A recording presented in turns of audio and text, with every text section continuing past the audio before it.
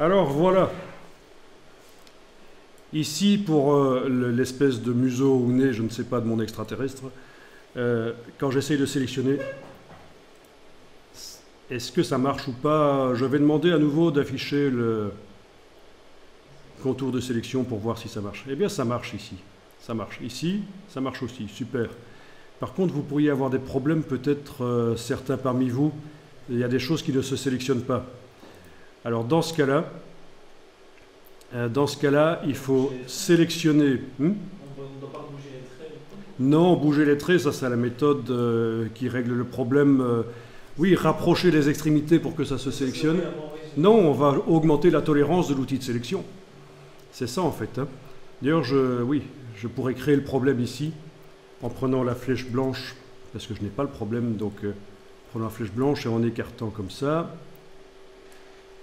J'ai un petit problème de magnétisme. Hein.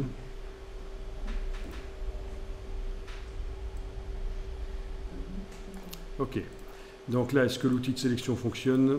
Ça fonctionne encore, c'est incroyable. Hein. Il est vraiment réglé pour sélectionner des choses avec des gros trous. Hein.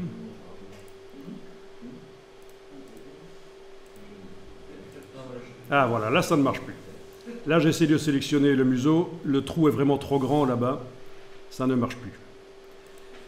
Donc comment faire? Eh bien je vais sélectionner la peinture dynamique avec le petite cible ici et aller dans Objet, peinture dynamique, option d'espace. Voilà. Alors, je suis en train de travailler les options d'espace de cette peinture dynamique. Quand vous allez au même endroit, sans avoir rien sélectionné, à la place de OK, vous verrez qu'il est indiqué par défaut. Ça veut dire que vous réglez les prochaines peintures dynamiques que vous allez faire.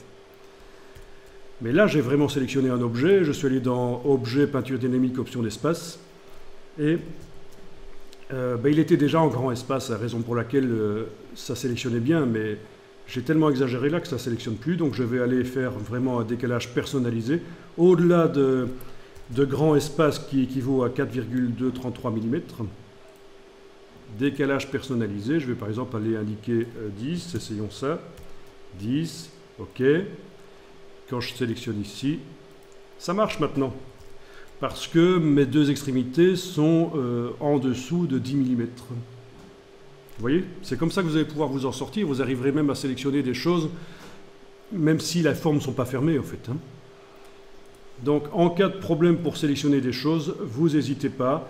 Je vous récapépète la procédure. On sélectionne la peinture dynamique sur laquelle on est en train de travailler. Et en cours de route, on va dans Objet, peinture dynamique, option d'espace, et on va les modifier.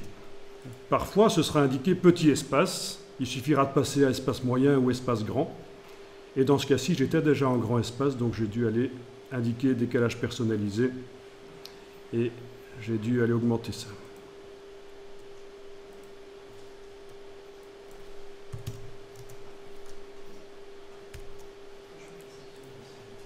Bon, ça a vraiment été mis au point pour arriver à coloriser des dessins qui sont ouverts.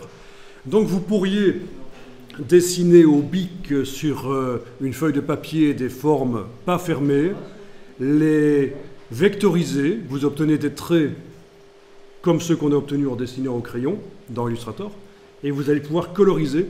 Donc ce qu'on vous dit, vous devez fermer les formes pour que la colorisation fonctionne bien, c'est faux en fait.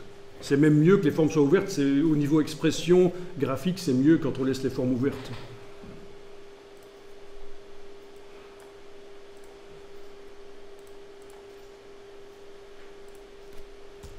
Ah oui, et pour ceux qui veulent, on a le pot de peinture qui permet directement, sans passer par l'outil de sélection, on prend la couleur et on la dépose là. Sauf que là, ça n'a pas marché. Il est peut-être pas bien réglé. Bon, je vais réessayer ici.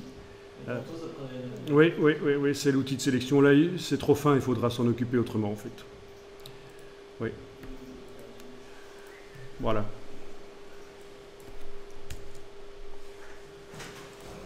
Oui, il est difficile d'avoir différentes options d'espace sur le même dessin de peinture dynamique. Donc, à un certain moment, on peut décomposer la peinture dynamique et aller dessiner, mettre des motifs dans les formes, des choses comme si c'était un dessin normal, quoi. Donc à ce niveau aussi, donc avec la manipulation. Donc, on peut encore dessiner par-dessus ça, ben, peut-être sur des calques qu'on va créer au-dessus, si c'est des dessins qui viennent se mettre par-dessus.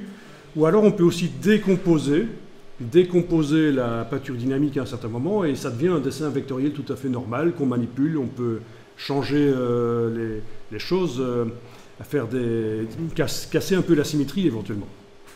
Oui, casser un peu la symétrie, ça peut se faire, oui. Voilà. Alors si vous essayez les redimensionnements de motifs là-dessus, ça ne marchera pas. Il faudra justement le faire une fois qu'on aura décomposé la peinture dynamique, vous allez pouvoir aller plus loin éventuellement.